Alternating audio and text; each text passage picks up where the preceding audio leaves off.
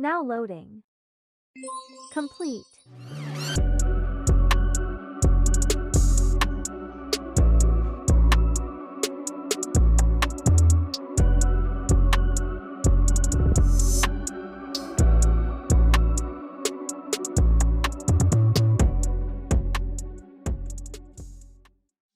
All right, what's going on YouTube? Today we're gonna be matching light spots.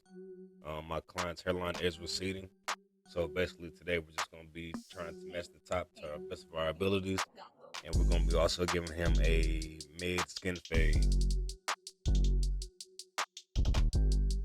So with this cut, I'm actually coming in with my half guard or my zero from with my Andes Masters, and we're just gonna take that as low as possible, blending it in to his light spots until we get to the area of fading.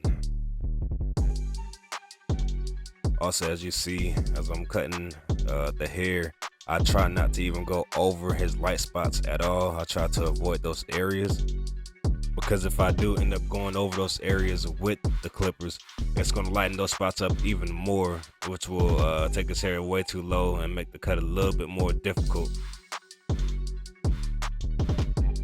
So now we're getting into the fade. So just like every other cut I do, I start off with my clipper closed and go ahead and remove all the hair that I need at the bottom, create my first guideline. And the only thing I do different with this one is when I open my clippers, I actually go about 1.5 inches because I want to stretch this fade out as much as possible. Since we are dealing with light spots, I want this fade to really stand out and blend in smoothly.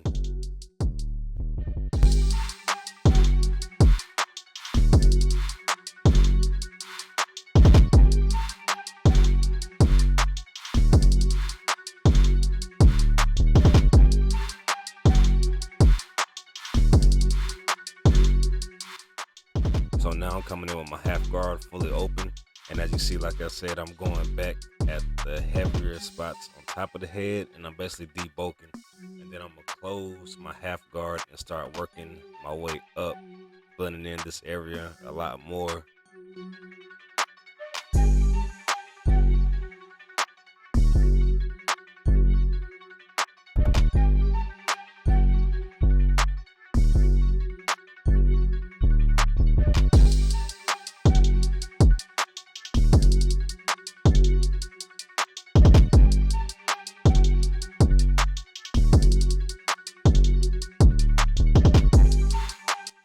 Notice I'm gonna turn my clippers and I'm gonna focus on the darker area that is closer to where he's receding at, just to lighten that up to get that as close as possible without cutting his hair too low.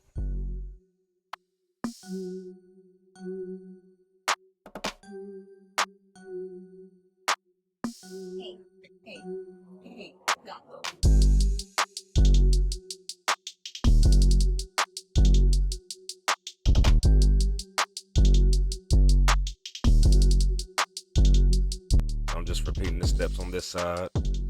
Same thing. I went up, clipper, no guard, about 1 inch or 1.25 inches, and then I'm gonna come back with my half guard and start debulking with the half guard fully open, and then I'm just gonna work my way up until it blends into the light spots until I get it as close as possible, so it looks pretty much natural.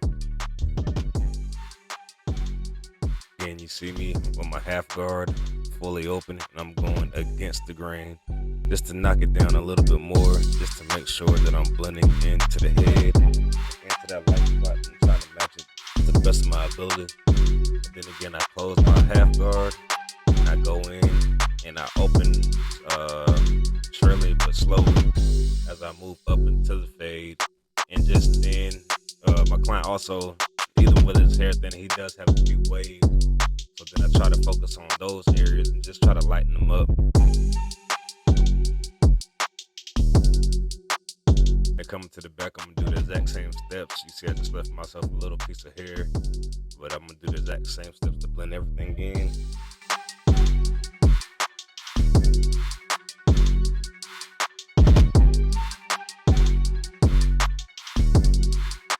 And now I'm just about to grab my trimmers and go ahead and remove the hair that's at the bottom, so then we can finish up this cut.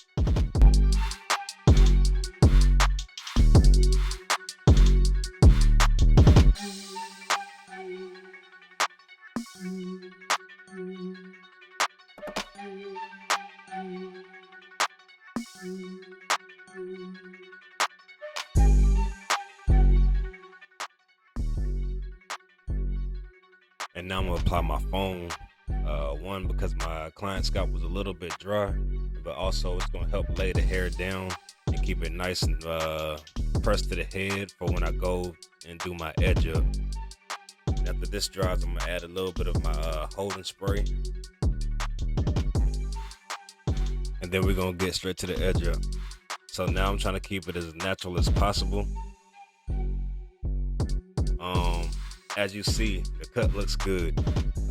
What we're looking at now is the edge up before any enhancements. So you see how it's nice and blended in, nice and smooth. And then shortly you're gonna see us jump into the enhancements. Just make it a little bit darker.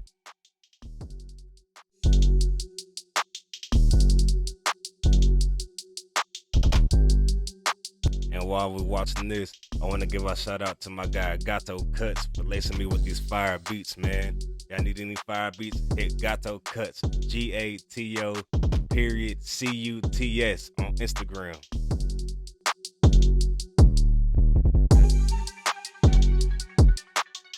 And this is the finished product. And I appreciate y'all watching. I appreciate y'all subscribing and liking. And always remember, and we still keep going.